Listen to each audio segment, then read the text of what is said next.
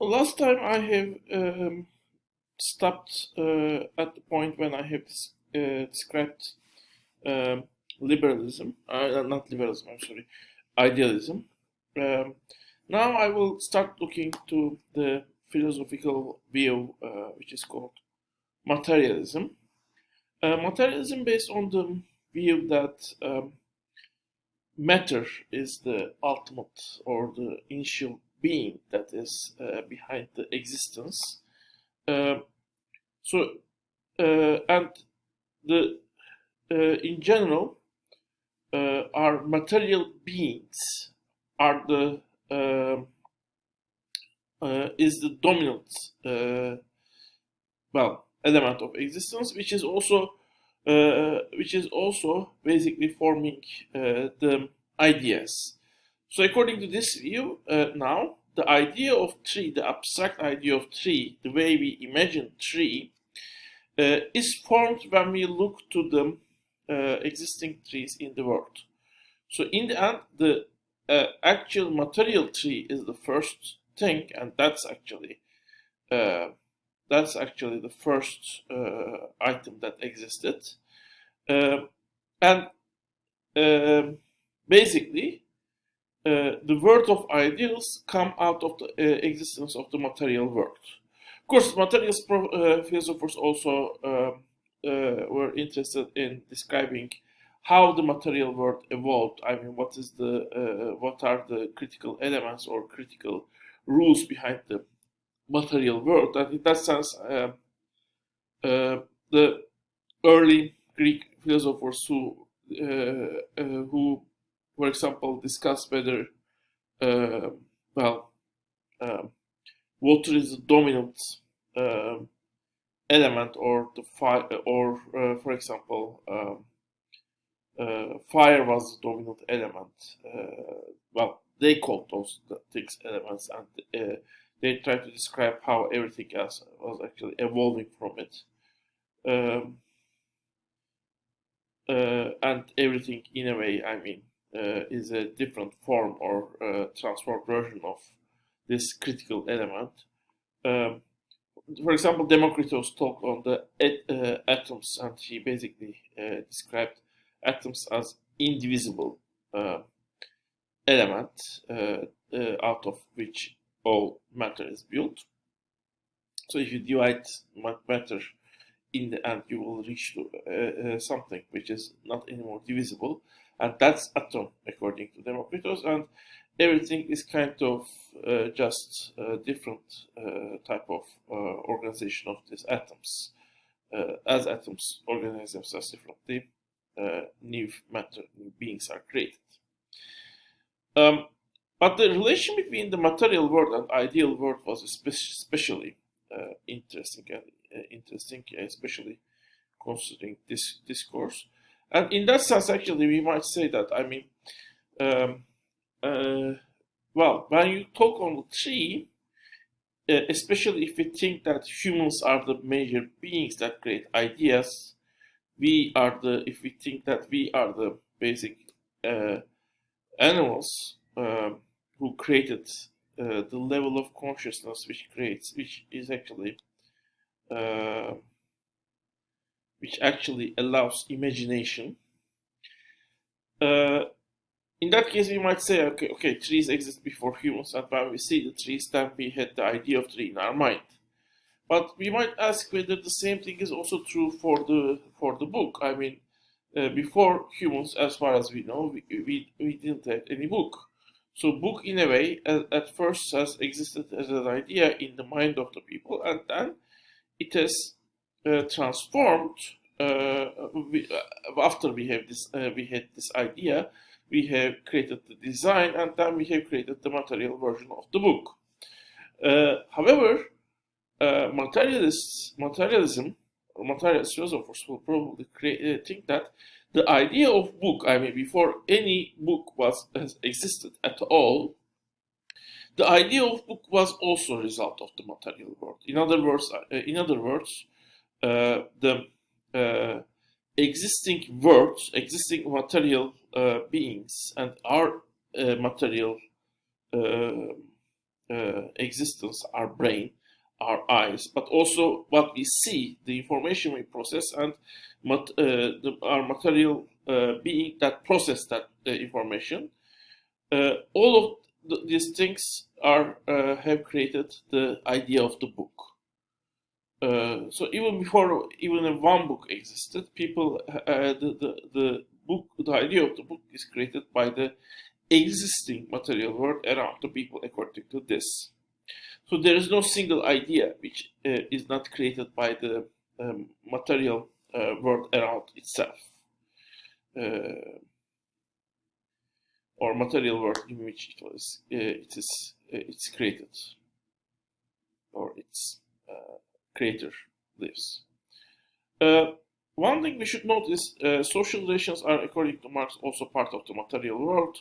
That means, for example, the relation between actual relation between the father and son is part of the material world. The idea is the ideal relationship, according to us, a father and son should have, or according to any person, a father and son should have, is the ideal.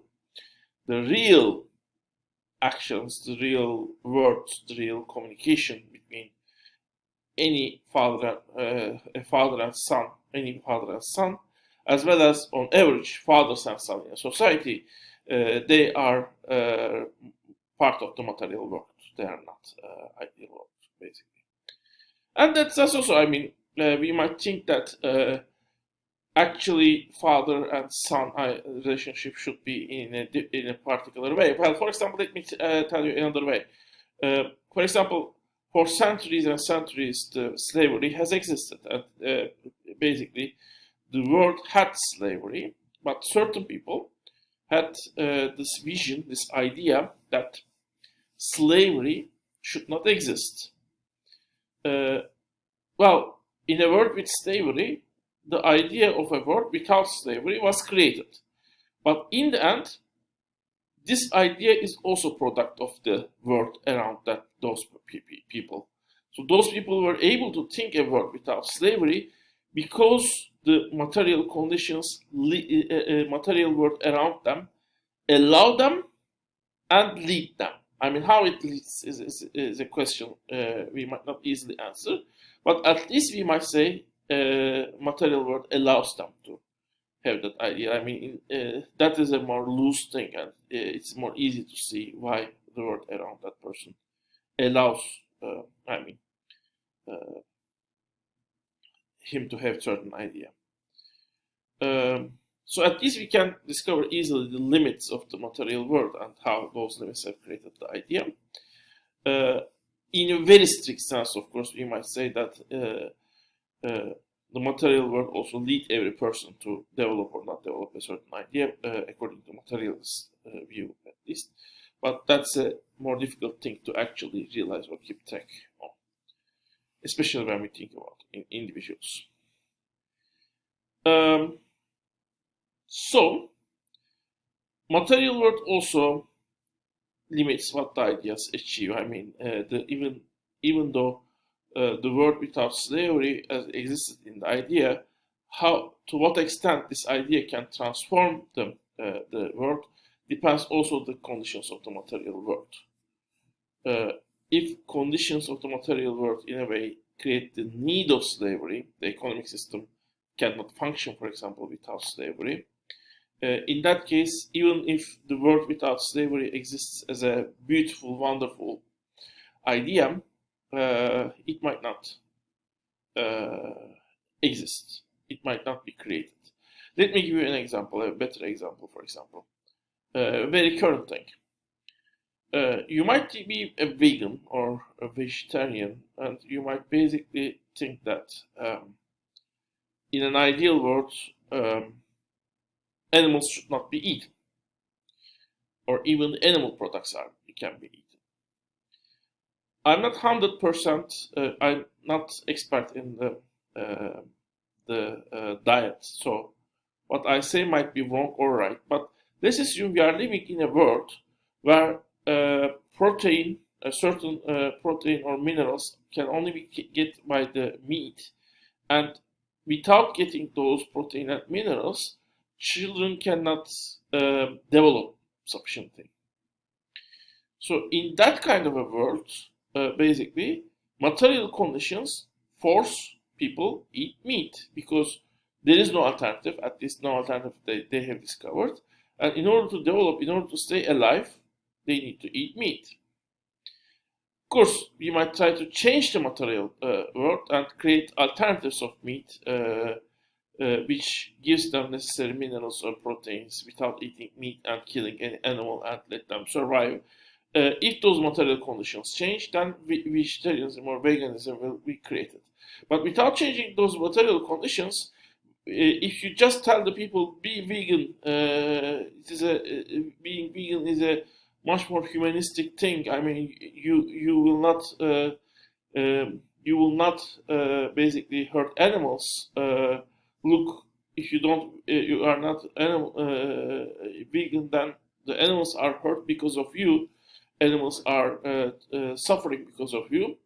Well, even if people say this, because material conditions only allow survival of the humans if they eat animals, I mean, if the conditions are set like that, those people might not be able to be vegan. This might be also true, for example, I mean, for in some cases, be more careful with the environment, for example. This might also be, in some cases, possible following certain rules that are set, I mean, or ideally we might think should be set in a society.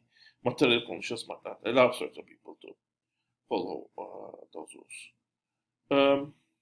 So, that's an example how material conditions, material work might limit the application or of ideas or what the ideas might achieve. I will talk a little bit more at the very end on this. But let me now talk you on two types of idealism.